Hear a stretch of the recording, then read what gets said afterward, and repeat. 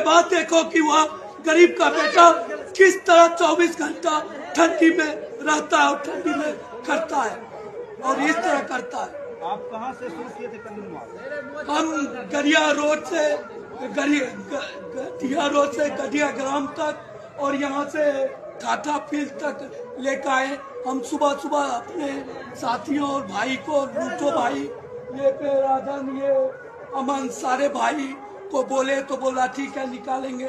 बोले 5 बजे आना और हम सब वहाँ से गढ़िया ग्राम ये जो किए कंदील मार्च जो निकाले, आपका युवा में जब जानकारी दिए तो इससे आपको क्या युवा में कैसा समर्थन मिला? युवा में ऐसा समर्थन मिला कि हम लोग देश के लिए जान भी दे सकते हैं, बिना वर्दी का भी जान दे सकते हैं। मेरा नाम संजय कुमार पायलट बाबा।